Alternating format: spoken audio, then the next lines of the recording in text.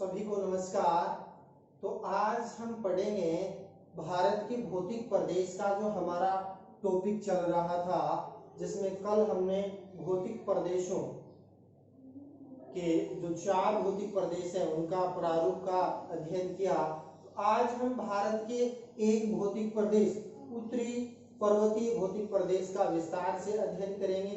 तो इसके अंदर हम देखेंगे कि भौतिक प्रदेश की उत्पत्ति कैसे हुई और इसके अंदर उप भागों का भी विभाजन करेंगे। इसके अलावा इसके अंदर जो कंपटीशन एग्जाम के अंदर आने वाले प्रश्न हैं उस पर भी अपने डिस्कस करेंगे। तो देखिए, पहले तो हम मैप के अंदर लोकेशन देख लेते हैं। उत्तरी पर्वतीय प्रदेश भारत के उत्तरी दिशा के अंदर पश्चिम से पूर्व के अंदर अर्धचंद्राकार आकृति के अंदर या यूं कहीं चापाकार आकृति के अंदर यानी फैला हुआ है। और यह भौतिक प्रदेश है भारत में, यानी आपके लद्दाख, जम्मू कश्मीर 2 केंद्र शासित प्रदेश है। इसके अलावा हिमाचल प्रदेश, उत्तराखंड और उत्तर प्रदेश का उत्तरी भाग, इसके अलावा बिहार का उत्तरी भाग, सिक्किम आ जाता है, अरुणाचल प्रदेश आ जाता है। इसके अलावा यानी पूर्वी के अंदर मणिपुर वाले जो राज्य हैं, त्रिपुरा है, ये राज्य भी प्रमुख रूप से क्या है आ जाते हैं। तो इस प्रकार हम बात करते हैं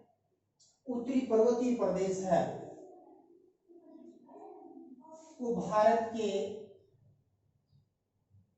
10.7% भाग पर फैला है। जिसके हम क्षेत्रफल की बात करते हैं तो संपूर्ण भारत के यानी 5 लाख वर्ग किलोमीटर क्षेत्रफल में उत्तरी पर्वतीय प्रदेश है वो फैला हुआ है। तो इस उत्तरी पर्वतीय प्रदेश की यानी उत्पत्ति की बात करते हैं तो यानी काफी लंबा चौड़ा समय लगा था। कैम्ब्रियन युग से लेकर यानी आदि नूतन काल तक यानी इसका निर्माण हुआ। तो इसका हिमालय का निर्माण की हम बात करते हैं तो इसका निर्माण यानी 2 लाख वर्ष से लेकर 140 करोड़ वर्ष पूर्व प्रमुख रूप से हुआ। तो हिमालय न केवल एक पर्वत श्रेणी है, अनेक पर्वत श्रेणियों का समूह है जो यानी कर्म से उसके समानांतर है वो फैली हुई है।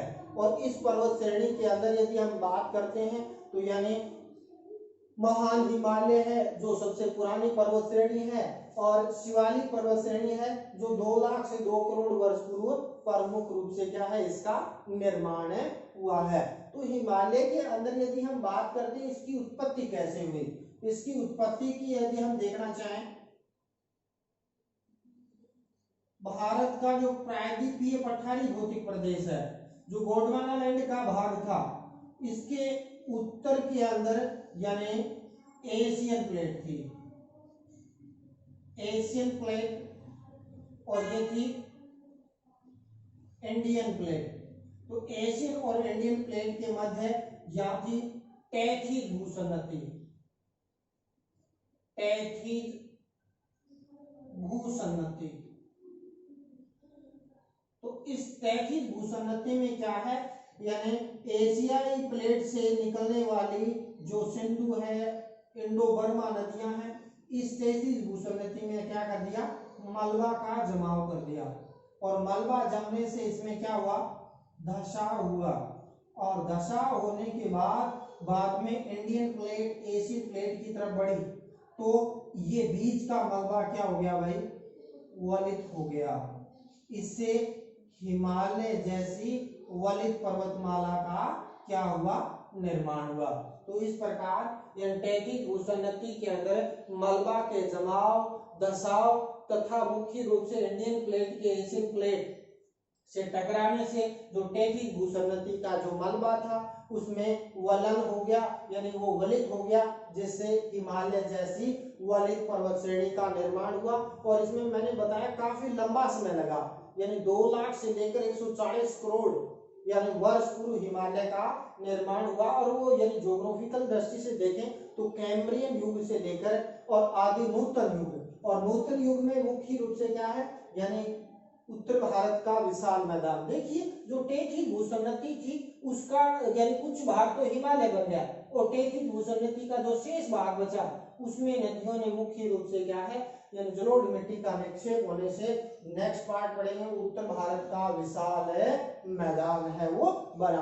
कल हमने यानी डिस्कस किया था कि भारत का सबसे पुराना भौतिक प्रदेश है यानी कौन सा प्रायद्वीपीय पठारी प्रदेश, और नवीन की बात करते हैं उत्तर भारत का विशाल मैदान। दूसरे नंबर पर यानी हिमालय, इसके हम बात करते हैं तो प्रायद्वीपीय पठार के बाद हिमालय का निर्माण हुआ।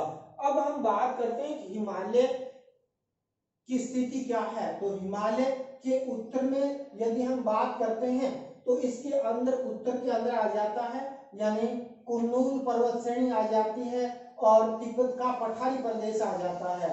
दक्षिण के अंदर बात करते हैं तो इसके अंदर आ जाता है कौन सा उत्तर भारत का विशाल मैदान, इसकी सीमा का निर्धारण करता है।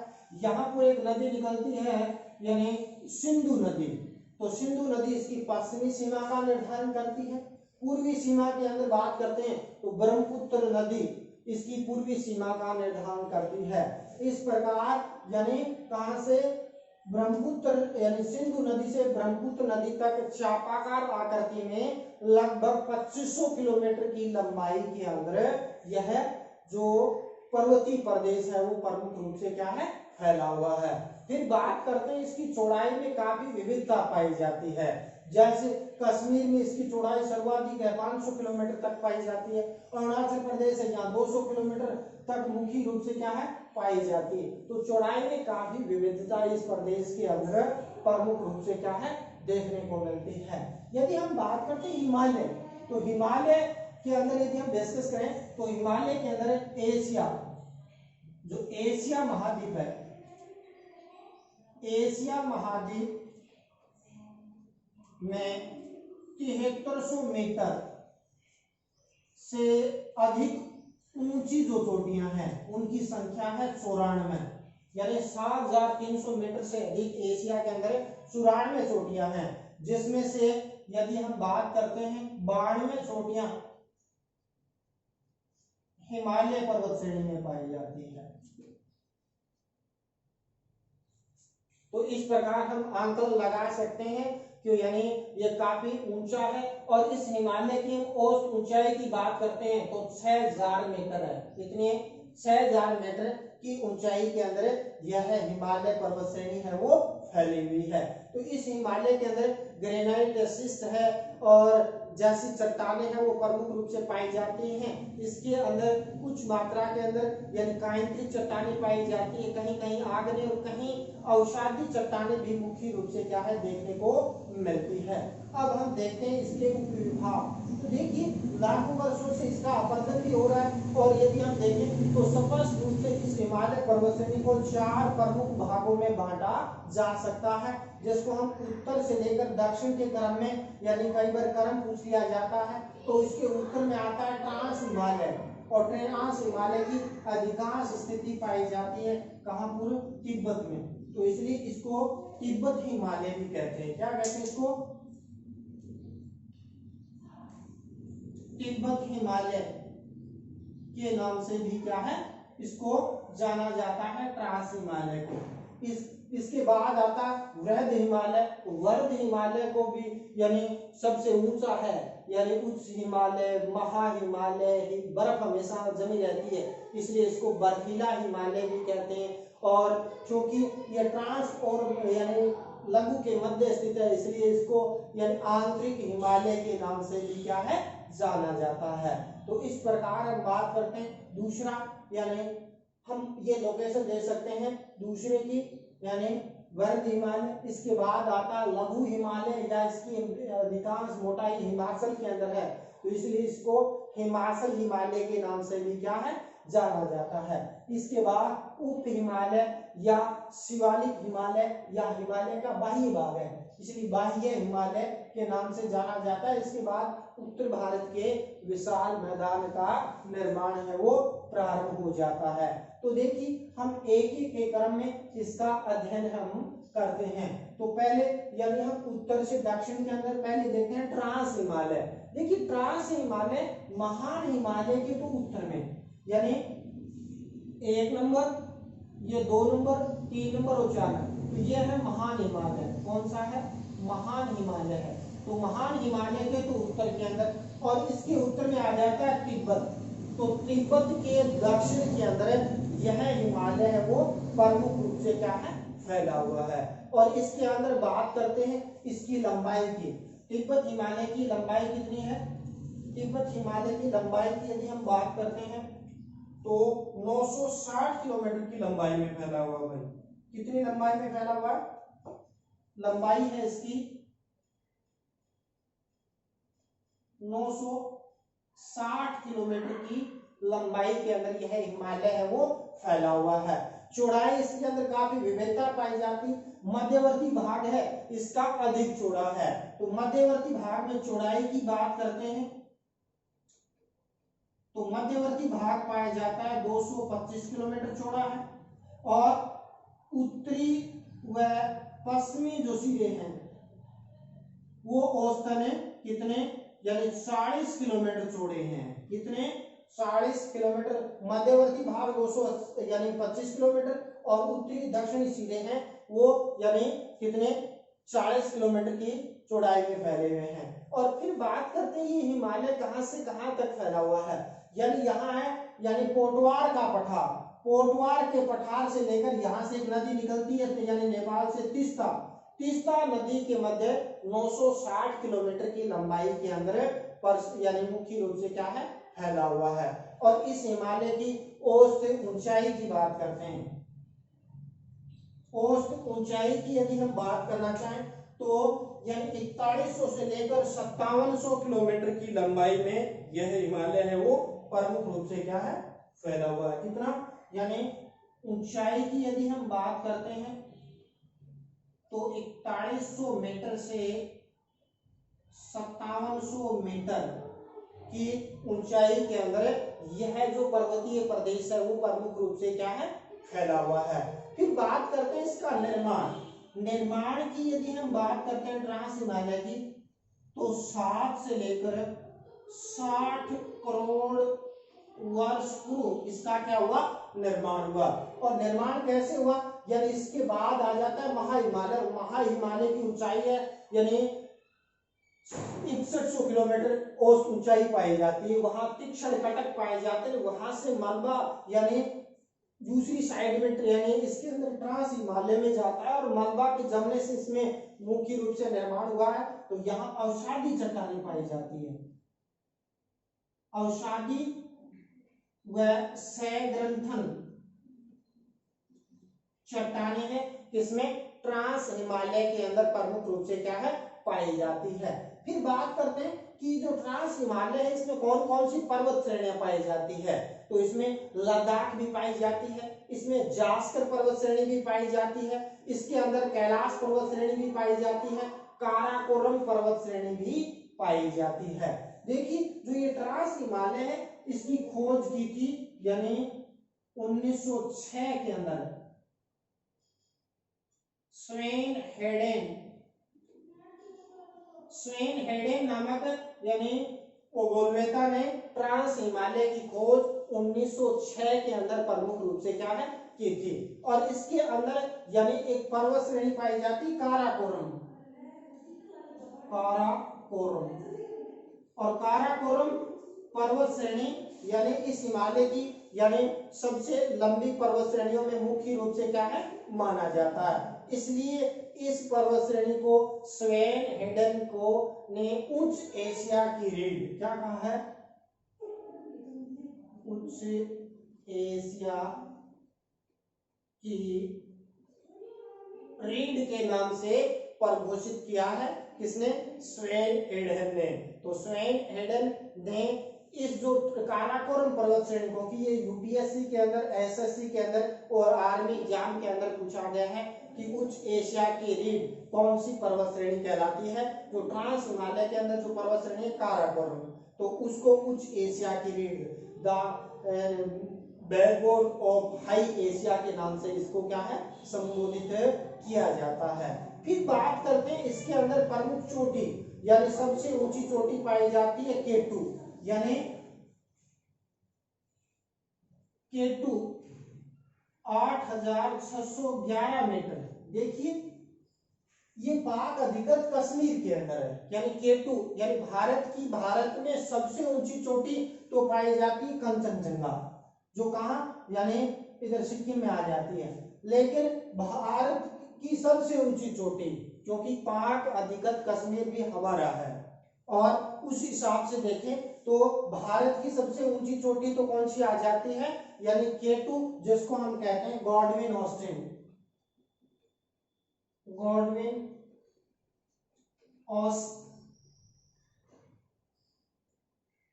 के नाम से जाना जाता है। गॉडविन ऑस्टिन या इसको शॉर्ट में कहते हैं K2। और ये सैकड़ों बार एग्जाम के अंदर प्रश्न पूछा गया है कि भारत की सबसे ऊंची चोटी कौन सी है, तो उसमें कंचनजंगा भी मिलेगी आपको यानी माउंट एवरेस्ट यानी भी मिलेगा। इसके अंदर आपको क्या है यानी आपको कंचनजंगा K2 भी मिलेगा, धौलाधर भी दे देगा। तो ऑप्शन के अंदर प्रश्न की समझने की प्रवृत्ति हमें विकसित करनी होगी। देखिए भारत में सबसे ऊंची चोटी पूछे तो संपूर्ण भारत के अंदर यानी कंचनजंगा 8,598 मीटर है, थोड़ी सी छोटी है इससे लेकिन वो दूसरे नंबर पर आती है। यानी यदि हम बात करते हैं भारत की सबसे ऊंची चोटी में और भारत में सबसे ऊंची चोटी तो आ जाती है कंचनजंगा 8,598 मीटर। जो अगला हम हिमालय पढ़ेंगे महा हिमालय उसके अंदर इसकी स्थिति है वो प्रमुख रूप से क्या है पाई जाती है। इसके बाद हम बात करते हैं कि इसके अंदर हेंडेन चोटी है वो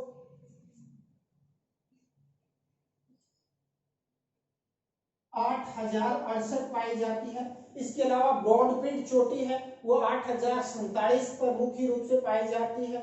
इसके अलावा कई चोटियां मार्स ब्रूम है 721 मीटर ऊंची प्रमुख रूप से क्या है इसके अंदर चोटी है वो प्रमुख रूप से देखने को मिलती है। तो इस प्रकार यहाँ इसके अंदर यानी कई दर्रे भी प्रमुख रूप से क्या है देखने को मिलते हैं। तो इस प्रकार ट्रांस हिमालय का शॉर्ट में हमने देखा यानी हिमालय का उत्तरी भाग है जिसका अधिकांश भाग तिब्बत में है इसलिए इसको तिब्बत हिमालय कहते हैं। 960 किलोमीटर लंबा और चौड़ाई की बात करते हैं मध्यवर्ती भाग 225 किलोमीटर, उत्तर और दक्षिण इसलिए 40 किलोमीटर की चौड़ाई में फैले हुए, औसत ऊंचाई 4100 से 7,000 मीटर। निर्माण हुआ 7 से 60 करोड़ वर्ष पूर्व। जो महा हिमालय है उसका मलबा जमने से चूंकि मलबा परत दर पर जना अवसादी चट्टानें बनी सहग्रंथन चट्टानें पाई जाती क्योंकि मोटे मोटे कंकड़ पत्थरों से इसका निर्माण हुआ है।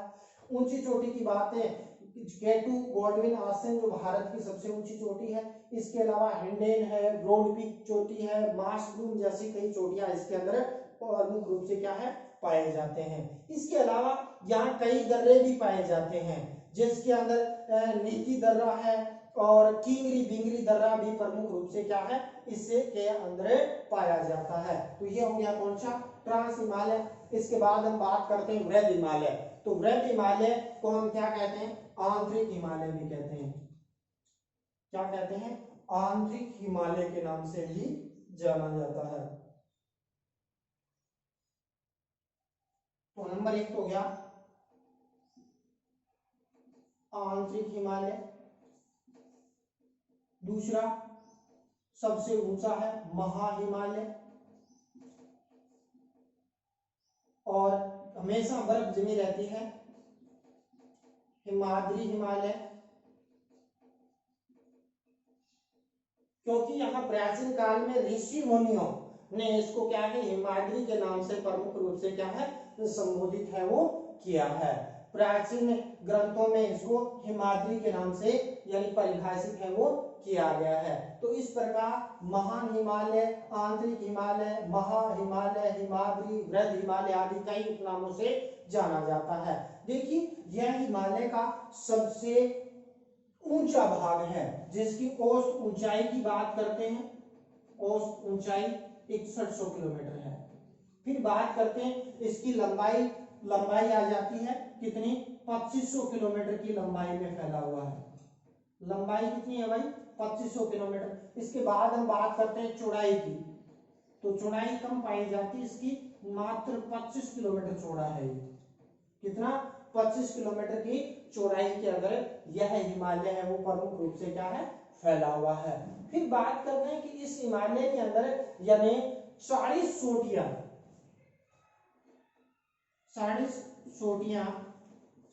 7000 मीटर से अधिक ऊंची है। 7000 मीटर से अधिक ऊंची है। और विश्व की सबसे ऊंची चोटी माउंट एवरेस्ट यानी माउंट एवरेस्ट 8848 मीटर। कौन से देश में है भाई? अपना पड़ोसी देश नेपाल। तो नेपाल के अंदर सबसे ऊंची चोटी 8848। इसके अलावा भारत में सबसे ऊंची चोटी कंचनजंगा 8598 मीटर। देखिए एक तो है, इधर हमने पढ़ा था गोल्डविन ऑस्टिन जिसको केटू कहते हैं, ये तो भारत की सबसे ऊंची चोटी, क्योंकि पाक अधिगत भी हम मैप के अंदर दर्शाते हैं हमारा है। और दूसरा, लेकिन उसका राजनीतिक यानी हम बात करते हैं नियंत्रण अपने पास में वर्तमान में नहीं है। तो भारत की सबसे ऊंची चोटी जो यानी कौन सी? कंचनजंगा आ जाती है, 8598 मीटर ऊंची आ जाती है। इसके बाद हम बात करते हैं धौलागिरी आ जाता है, 8172 मीटर की ऊंचाई पर आ जाता है। मसालू आ जाता है, 8156 मीटर की ऊंचाई पर स्थित है। नंगा पर्वत है, 8126 मीटर की ऊंचाई पर पाया जाता है। इसके अलावा बात करते हैं अन्नपूर्णा है, 8000 यानी 78 मीटर है। बद्रीनाथ है यानी लगभग 7138 मीटर की ऊंचाई